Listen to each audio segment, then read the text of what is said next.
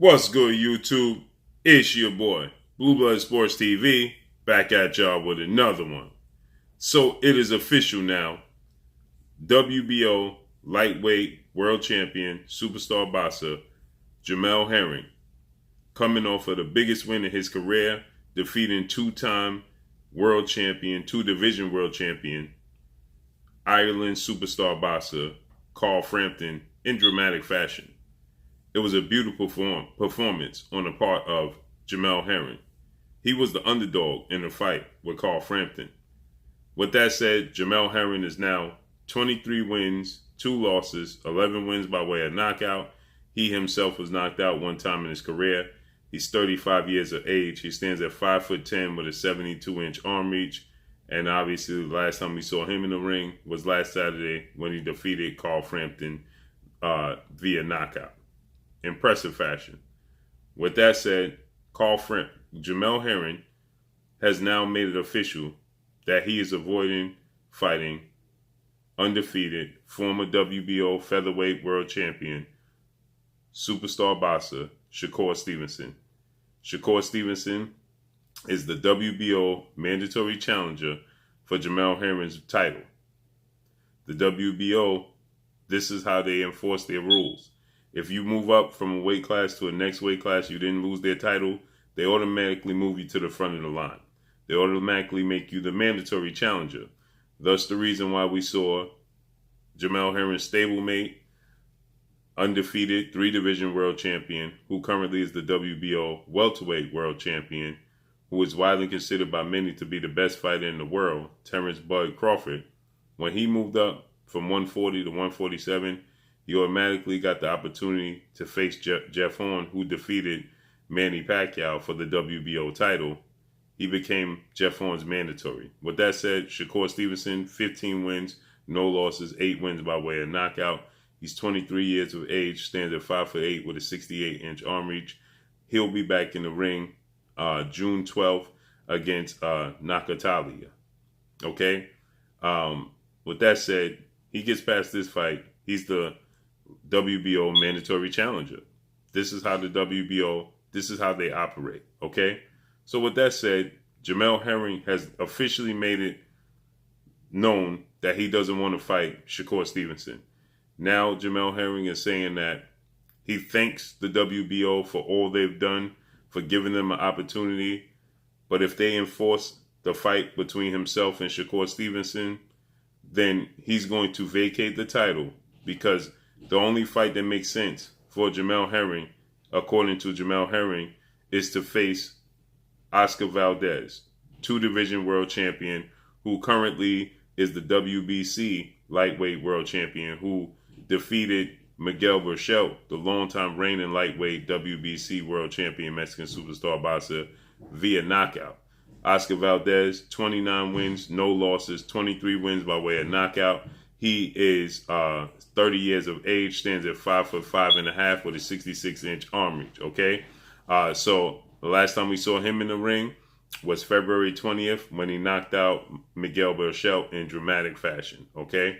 So with that said, we know Oscar Valdez, he avoided Shakur Stevenson. He vacated his belt and moved up in weight. So Shakur Stevenson, who was the mandatory challenger for Oscar Valdez, he vacated the belts and he moved up. Now, Jemel Herring is stating that if the WBO indeed enforces that he has to, they stick to the script and say that he has to face off against Shakur Stevenson, well, now he's going to vacate the titles and he's going to move on, because he says the only fight he wants is a unification bout, and he wants to be the lineal lightweight champion, but he doesn't want to fight Shakur Stevenson. He says that he knows that he can make a ton of money fighting Shakur Stevenson, but he feels like he can make more money fighting Oscar Valdez, and it's a unification bout, understandably, and he says it'll make him the lineal champion, okay?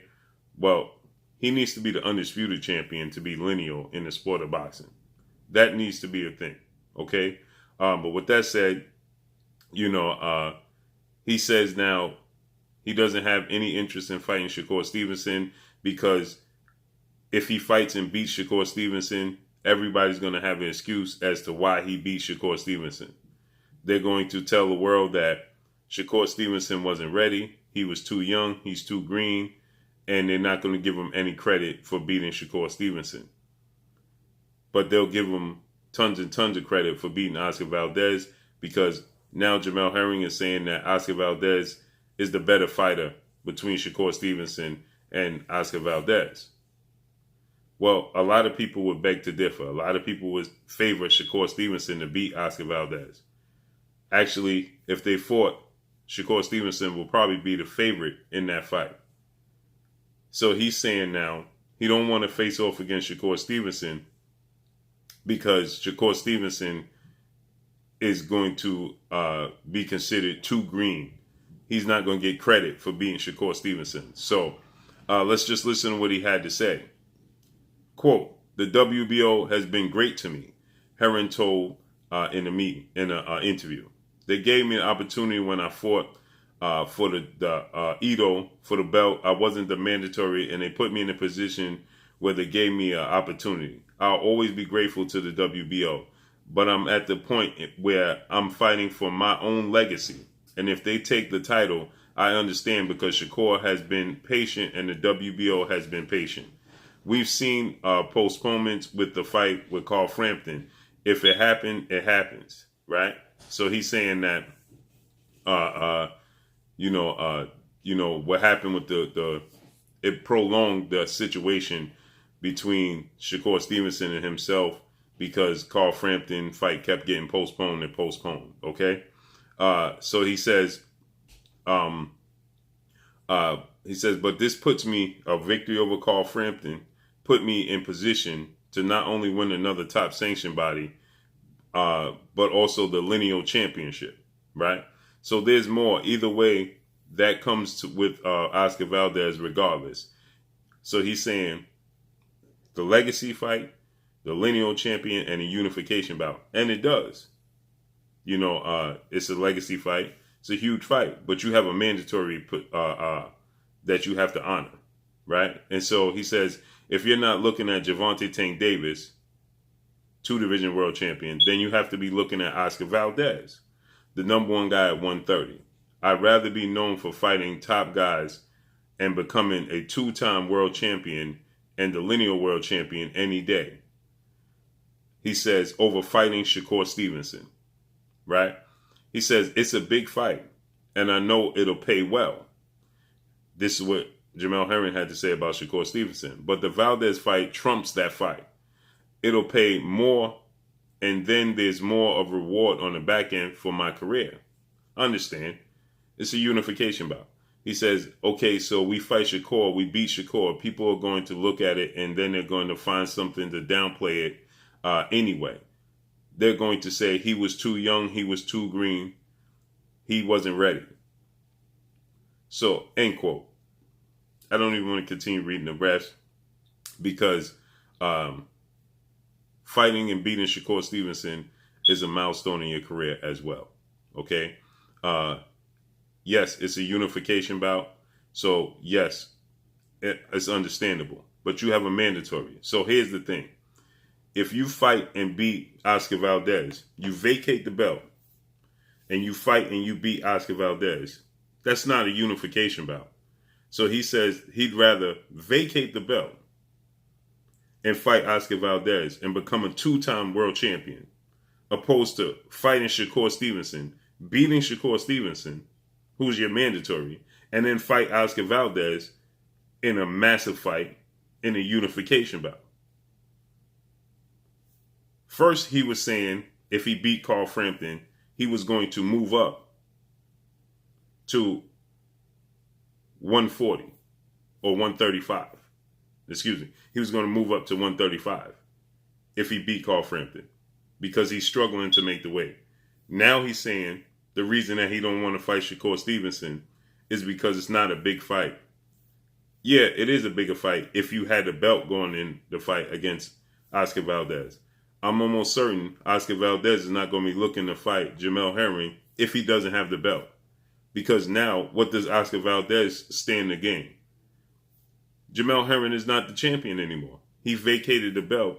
He's maneuvering around Shakur Stevenson. You beat Shakur Stevenson, then you fight Oscar Valdez. Everybody, all parties involved are signed with Top Rank and ESPN. So you beat Shakur Stevenson, and that makes the Oscar Valdez fight even bigger.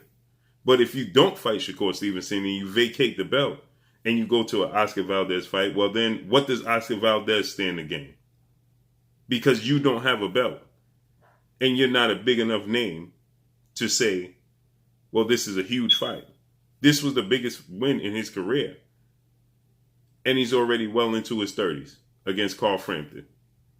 So if you fight Oscar Valdez, you rather just become a 2-time world champion opposed to going into a unification bout and holding 2 belts. And then you beat Oscar Valdez, you make your way to Gervonta Tank Davis, what will be another huge fight.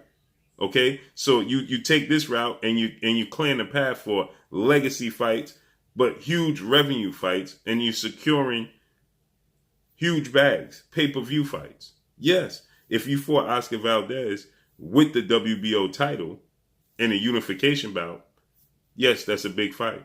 But if you fight Oscar Valdez and you don't have a belt, that's no longer the big fight. It loses its luster. And nobody's going to say Shakur Stevenson wasn't ready. Nobody's going to say Shakur Stevenson is too green. Nobody's going to say that Shakur Stevenson wasn't ready. Everybody sees the talent that Shakur Stevenson possessed, including Jemel Herring. That's the reason why he rather look to Oscar Valdez, even if he don't have a belt. This is bad. This is what is hurting the sport of boxing today. So therefore, Shakur Stevenson is going to end up fighting for a vacant WBO title, just like he did at 126 when Oscar Valdez decided not to fight Shakur Stevenson and vacate the belt and move up. He's getting ready to have to do the same thing with Jemel Herring, and it's sad. It's sad. Jemel Herring is clearly, he's not confident in his ability to beat Shakur Stevenson. You just fought Carl Frampton. Carl Frampton didn't have a belt. And if Shakur Stevenson and Carl Frampton fight was to be made, Shakur Stevenson would be the favorite in that fight. And Carl Frampton didn't have a belt. And you fought Carl Frampton. Yeah, he's a 2-division world champion. But right now, if you match up Shakur Stevenson and Leo Santa Cruz, who beat Carl Frampton, Shakur Stevenson is going to be the favorite going into the fight. And again, like I said, if you match Shakur Stevenson and Carl Frampton up, Shakur Stevenson is going to be the favorite going into the fight. So it's abundantly clear, Jemel Herring does not feel like he could beat Shakur Stevenson. And it's sad. Where's the competitive nature within the sport of boxing? It's understandable if you're allowed to have your belt and Shakur Stevenson wasn't your mandatory and you was allowed to have your belt and you was allowed to go fight Oscar Valdez in unification bout. So you're going to have 2 guys that can clearly avoiding Shakur Stevenson facing off against each other, opposed to giving him his opportunity. That's all I got for y'all, man. Make sure y'all hit the like button. Drop a comment in the comment section. Let me know what y'all think. Y'all already know what it is. It's your boy Blue, Blue Blood Sports TV. Hate, like, comment, and subscribe. You haven't subscribed, hit the subscribe button, hit the like button, hit the bell icon to get all the new notifications. Follow me on Instagram at Blue Blood Sports TV, all one word. Y'all already know what it is. Shouts out to the entire LDBC. Shouts out to New Media. Shouts out to Black Media Row. Make sure you like and share these videos. That's all I got for y'all. Peace. You're watching Blue Blood Sports TV. Wow.